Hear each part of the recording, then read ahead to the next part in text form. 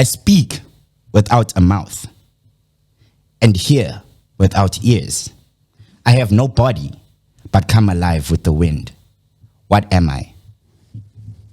I speak without a mouth. I hear with no ears. I have no body, but... Yes, but I come alive with wind. What am I?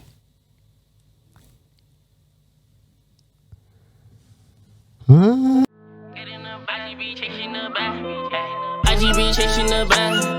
Look at these niggas in mine.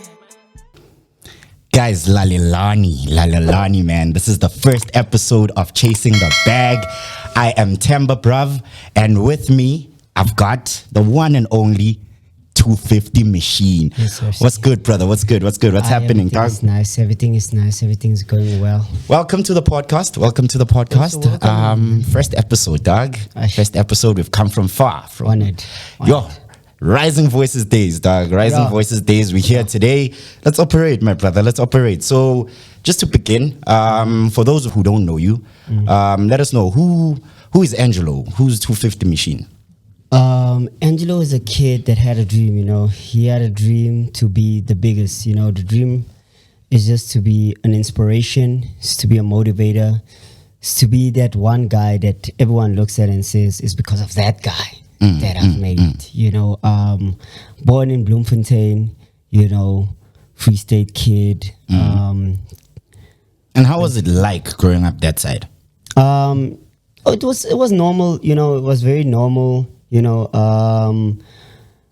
It's like any other thing, like black parents, they tell you, this dancing thing is not for you. This whole hobby, it's just a hobby. It's nothing really serious. Just for fun, you can dance there. Yeah, and also, as a kid, you start developing that mindset that dance is just dance. But I was always the one kid that after school I'd go in front of the fridge and I'd just dance, and I'd imagine that I'm on these big stages, Yeah. I didn't really imagine myself as a dancer. It was more I wanted to be like a Michael Jackson. I wanted to sing and dance.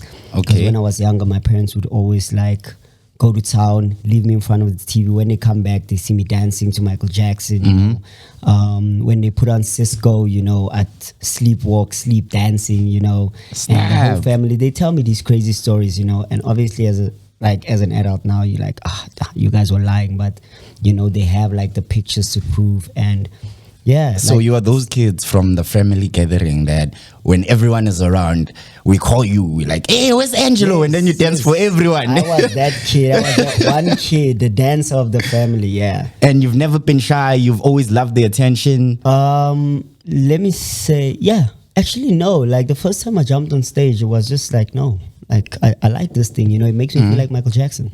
Okay. And then since you said you wanted to sing and dance, what happened to the singing part? My mom was a singer. Okay. And unfortunately, all my sisters got that talent. And my dad, he was a dancer. So you got gave the me all of that. I tried, My dad always used to sit me and my sisters down and he would put a candle in the middle and say, yo, sing something. And if the candle goes out, he would whoop us and say, you're not singing right. But my candle always used to go out, and that's when I the singing thing is not for me. Turn off the spark, Angelo. It was one of those situations. And then, okay, Bloemfontein, and then when did you move this side? I moved 2015 after matric. Okay. Yeah, so I matriculated in 2014. From grade 10, I already told my parents, after school, I want to go to Joburg. Even if you guys just have to leave me there. So what was the plan? Was it you want to go to Joburg to study there, or I want to go dance in Josie? Yes, the plan was basically to go study. I studied for a year. I studied BCom and IT. I really wanted to do IT. I really loved it, but unfortunately, my mom didn't have enough funds for those type of things. And so she said, yo, if you have a plan B, go with that since you're in that city already, and also after 6 months of studying, I did feel something is dragging me back. I feel slowed down. I feel I'm supposed to do better. There's something else. There's more to this. And that's when it happened. I just told my mom, and that's when my mom actually told me yo, dude, do you have a plan B? And I said, let me try this dancing thing. Yeah. And as soon as I started, I went for an audition for CC, There's this girl called CC. She was signed under 999 Atamafukate's record label, and she needed dancers. Okay. And I was fortunate enough to actually make it. And that was the first time I actually really saw the lights traveling, blowing up. And I was young. I mean, like, I didn't know anything. I wasn't even trained in dance styles. Fresh out of high school. Yeah. I just knew that, I just love doing this. I was traveling, meeting Abosomizi, Snap. and it was just so overwhelming, And at some point I realized, I don't have a strategy. Okay. I don't know what I'm doing. It just became so overwhelming. So what made you realize that? The money. So the money started coming in, and you're like, the money came in so much. Yeah. The lights were too much. The traveling was too much. I didn't know what was going on.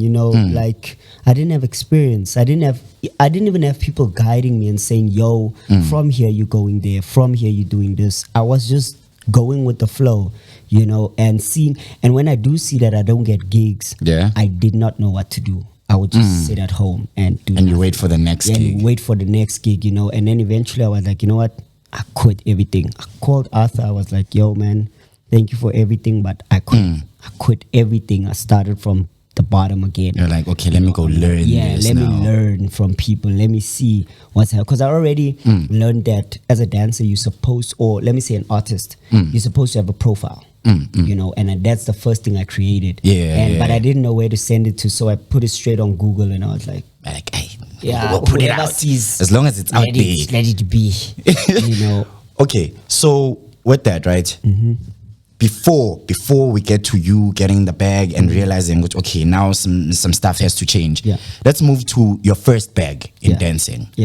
When was that? How much was it? How did that happen for you? Yeah, so in Bloemfontein, I was part of a dance crew called Trounce Dance Crew.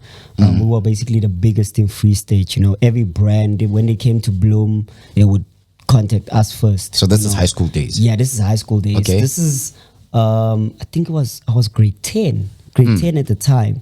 And I would always have to bunk school because we were sponsored by Coke at that time. And so the time when you are needed. Yeah, when I was needed, I would have to bunk school, talk to the principal sometimes and tell him, like, I really want to do this. Sometimes I'd go to school just after the gigs, and that's when I got my first bag, was with Coke.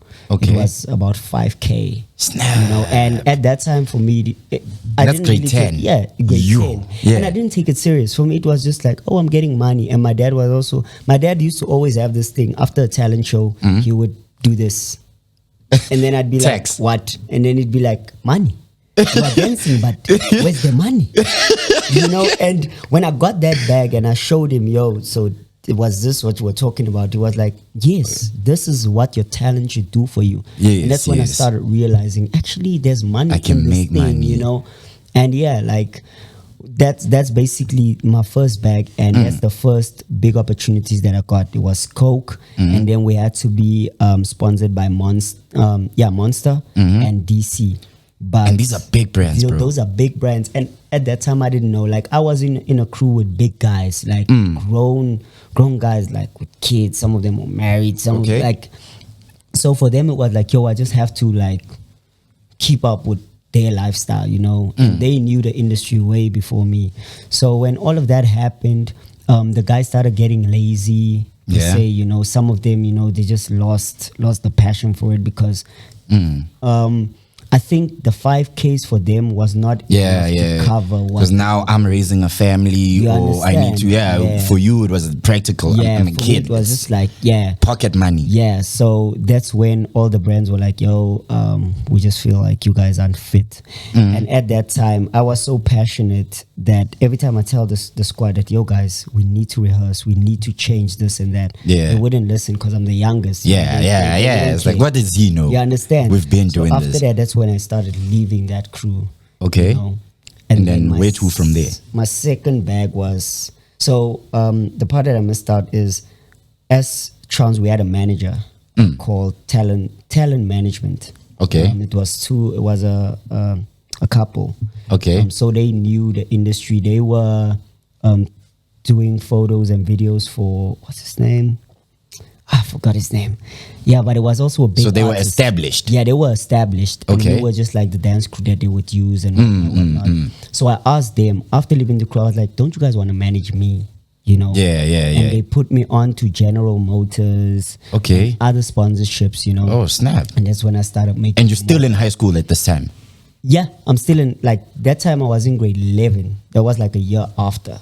Okay. Yeah, all of that happened. I was in grade 11, doing showgrounds, there's this big event that happens in Bloemfontein every year called Showgrounds. So I was like the one dancing there as like a main opening. And then they put me onto Pop Bottles.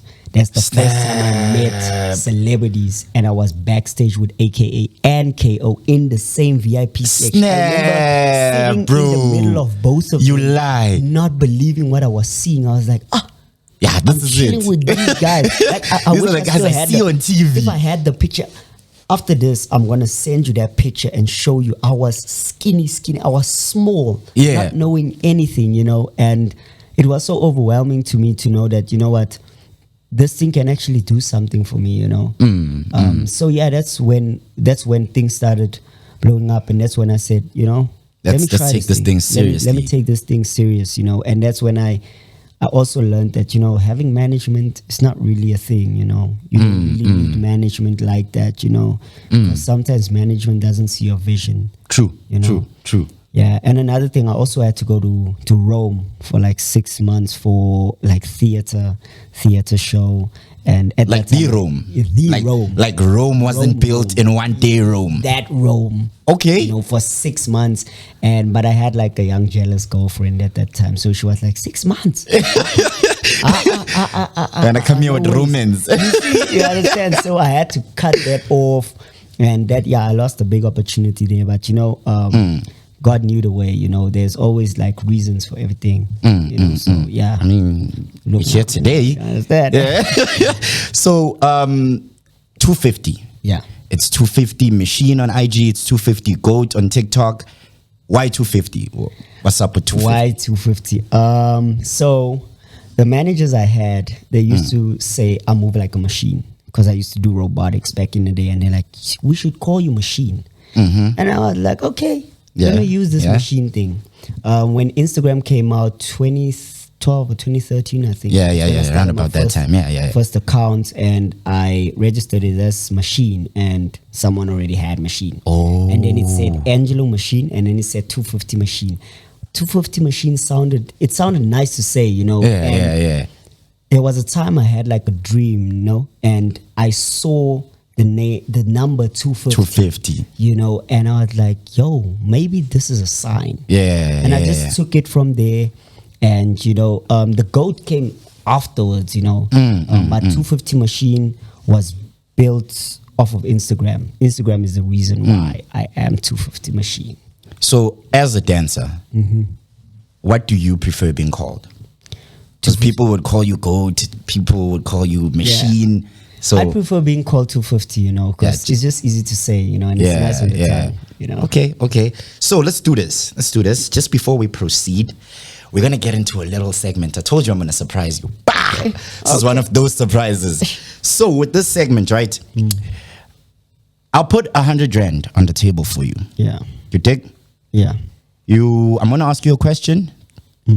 You get it right, you'll take the clipper. Okay. You dig? So we're going to call this segment Riddle Me. Okay. I'm just going to give you a riddle. Get it right, you got your clipper. Okay. Right? Fast money, free money. So that when you walk out here and your dad is like, you must have some money. You were podcasting, but where's the money? Yes. So here's your riddle, right? I speak without a mouth and hear without ears. I have no body, but come alive with the wind. What am I? I speak without a mouth. I hear with no ears. I have no body, but... Yes, but I come alive with wind. What am I?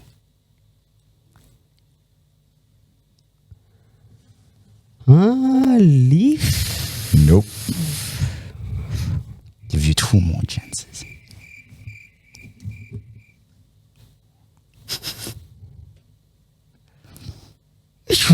got this. Got this. I speak without a mouth. Okay. I hear without ears. I have no body. I come alive with the wind. What am I? Sound. No. Music. Not really. Close enough. Last chance.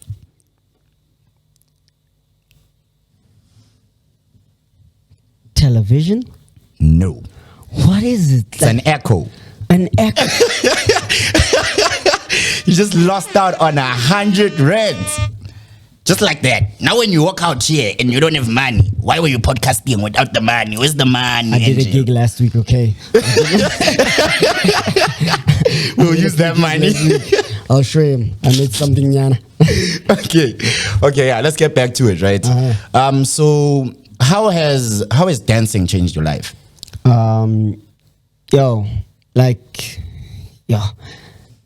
It has made me realize that nothing is impossible.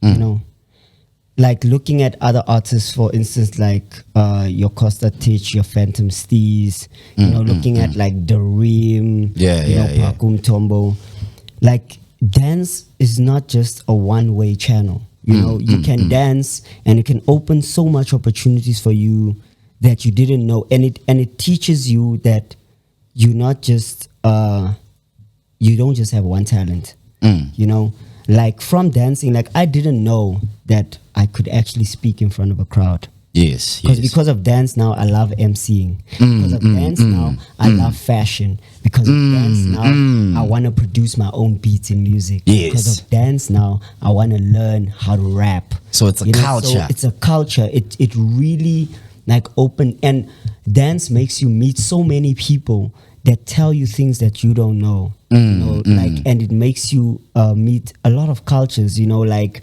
I've been like outside of SA so many times, outside of Africa so many times, because of dance. Snap. You know, and I've learned like how it is in France, how it is in Thailand, how it is in the USA, how I've learned how all different of that. cultures dance, and you know, because of dance, you know, and I've learned that, you know, how directors work. You know, I've learned how fashion models work. I've learned how to run a store, how to run a website because of dance. So it just exposed you to a lot. Exposed me to a lot. Like social media. Yeah, you know, yeah. If I wasn't dancing, I wouldn't have known that social media can make you big. Yeah. So it really changed my life in every way. It just taught me a lot. It taught me a lot. It taught me business because, like I said, I came to Joburg to study business. Yeah. And dancing has showed me, it's not just dancing. It's a business. It's a business. You know, you have to strategize. That's one thing I tell people all the time.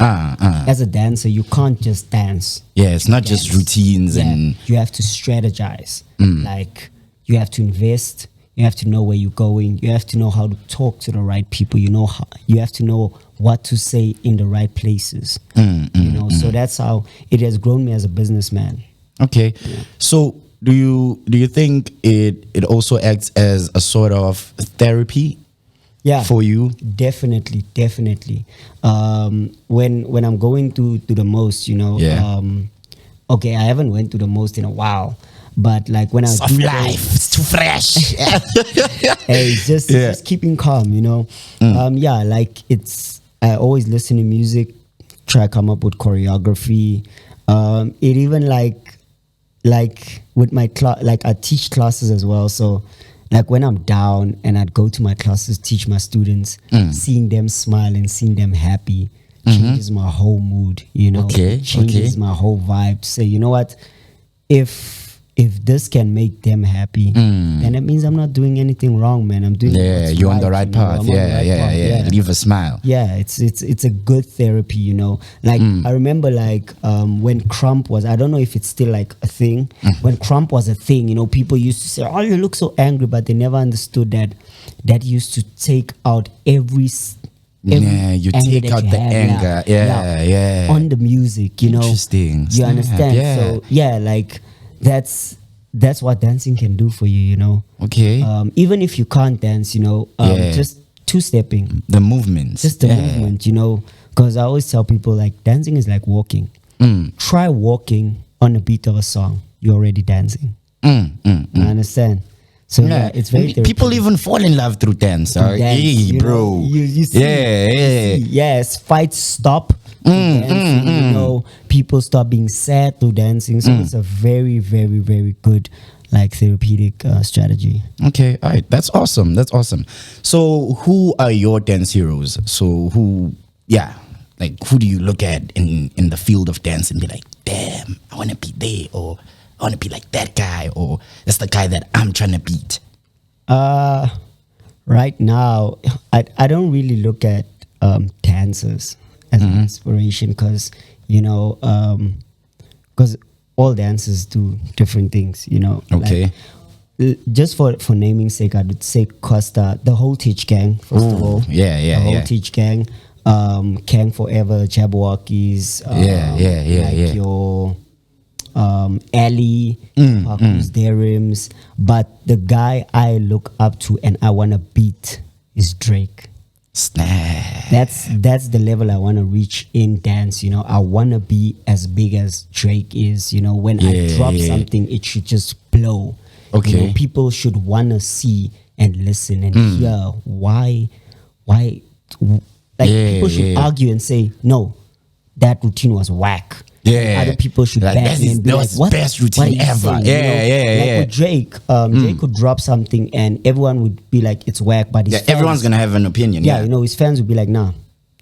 Like, even if you diss Drake, Drake doesn't diss back. His fans disses you. You know? And that's Community, the level I wanna reach. You Okay. know? So I don't really look at dancers for inspiration. I actually look at someone that's business minded, you know. 'cause Yeah. like DJ Khaled, I want to be on that level. Yeah, like, yeah. I have dancers under me, you know, Yes. that I can help. Like your Dr. Dre, I want to be like the Dr. Dre Of dance. Snap. That's cool. That's actually the first time I hear anyone say that, Yeah. bro. Yeah. Okay. Let's talk about Costa. Yeah. Right. We've seen you like everywhere with him, man. Y'all rocked Cotton Fest. Damn, y'all killed it. Y'all killed it. That was a Murder movie. in the first degree.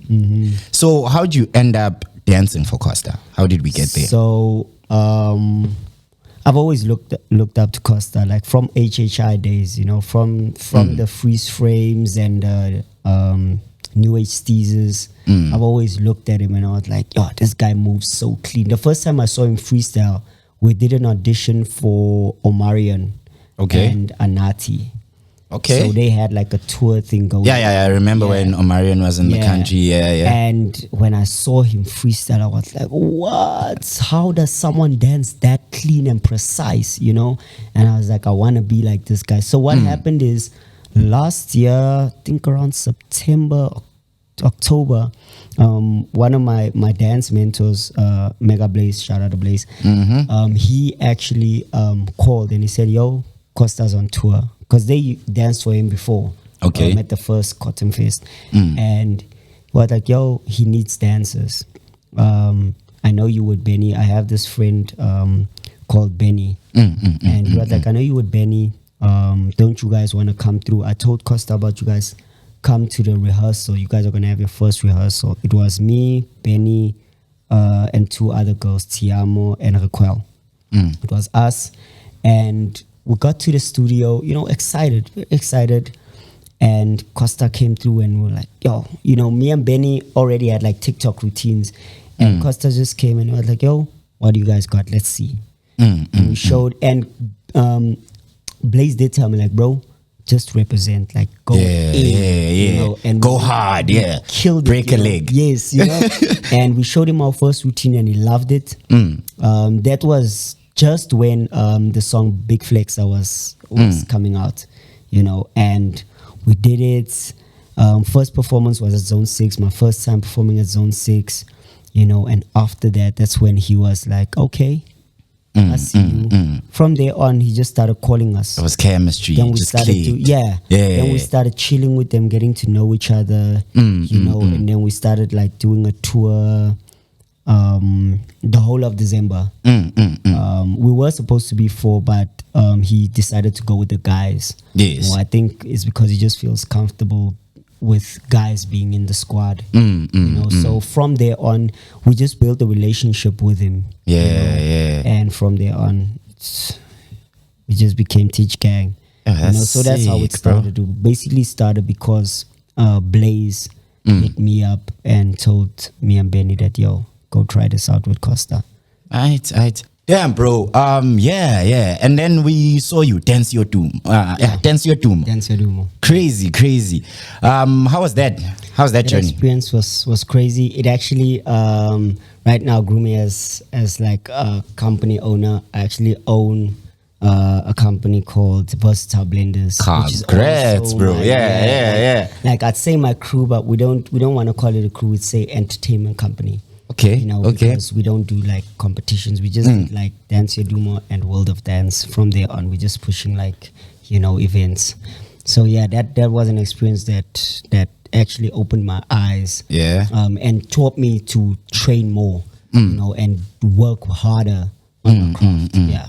Oh, okay. And then the doors it's opened. What's next? What's the vibe there? Yeah. Now what's there now is just it's events. It's music video with Costa. We have a music video with Phantom coming. Yeah. I'm on tour. I'm gonna be doing a gig with Courtney Paul. You are busy on the road. We are moving. I'm just busy. All I can say is you guys will see on the socials.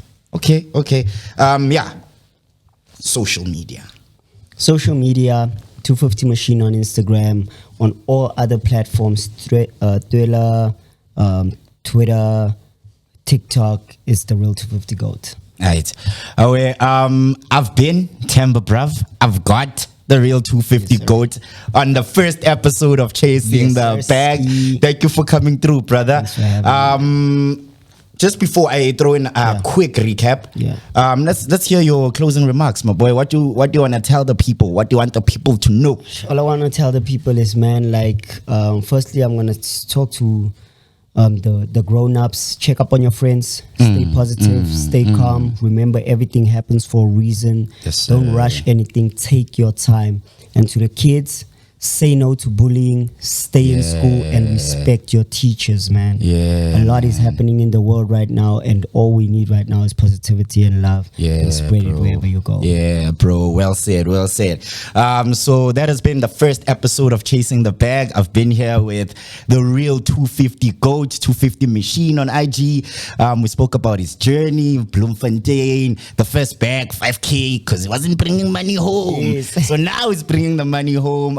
We spoke about how dance has changed his life, how he ended up dancing for our Costa, how Rome wasn't built in one day because he was there dancing while distracting the people in that building and whatnot. But it's been fun, man. It's been fun, bro. Until you come back again, this has been Chasing the Bag, and I'm Temba Bruv. Peace.